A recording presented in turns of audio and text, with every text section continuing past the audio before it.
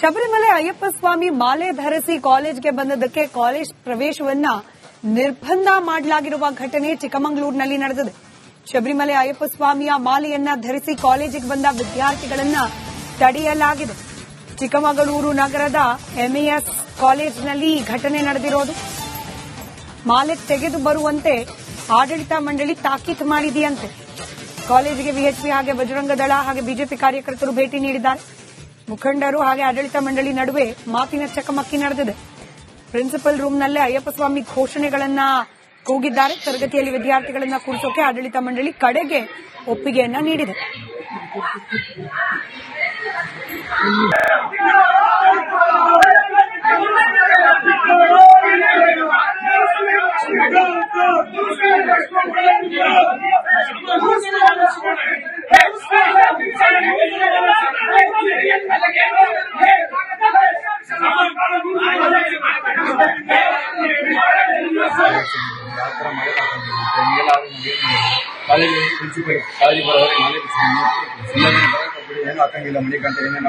ಅಯ್ಯಪ್ಪ ಸ್ವಾಮಿ ಮಾಲೆ ಹಾಕಿರ್ತಕ್ಕಂಥ ಒಬ್ಬ ಅಯ್ಯಪ್ಪನ ಭಕ್ತ ಜೊತೆಗೆ ಈ ಕಾಲೇಜಿನ ವಿದ್ಯಾರ್ಥಿ ಮಾಲೆ ಹಾಕೊಂಡು ಅವರು ಸ್ನೇಹಿತರು ಕಾಲೇಜಿಗೆ ಬರ್ತಾರೆ.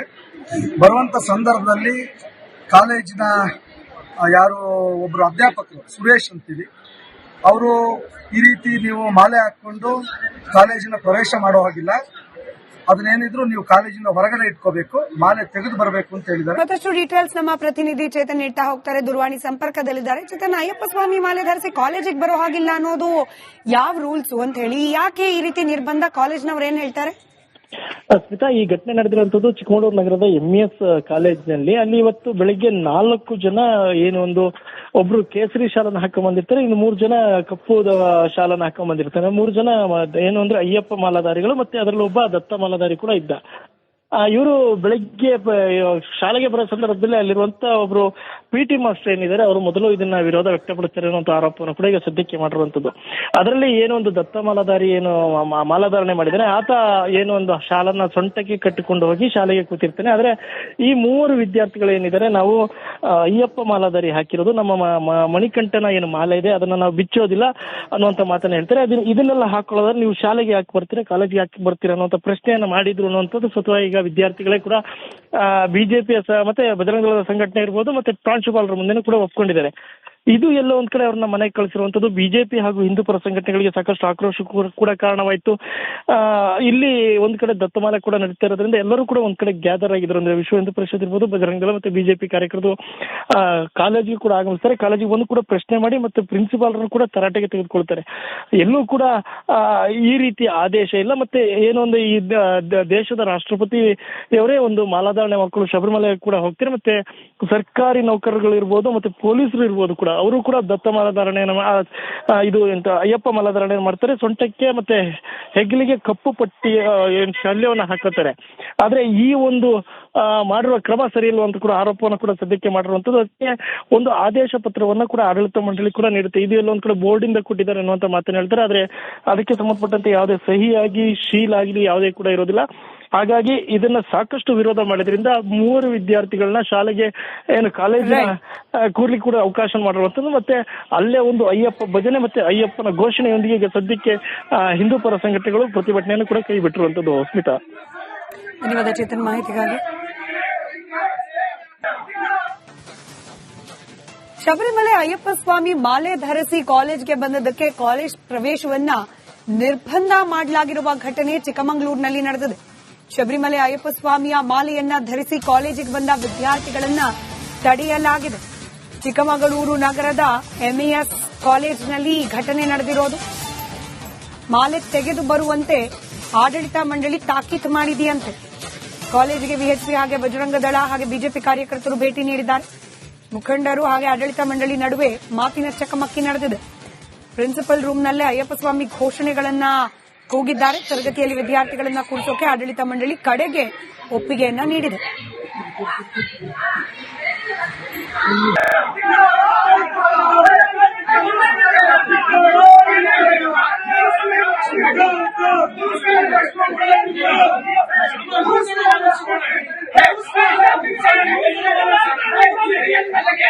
Hey!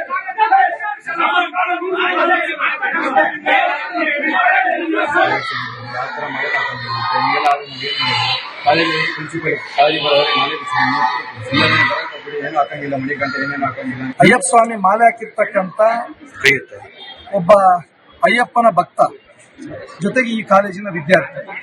ಮಾಲೆ ಹಾಕೊಂಡು ಅವ್ರ ಸ್ನೇಹಿತರು ಕಾಲೇಜಿಗೆ ಬರ್ತಾರೆ.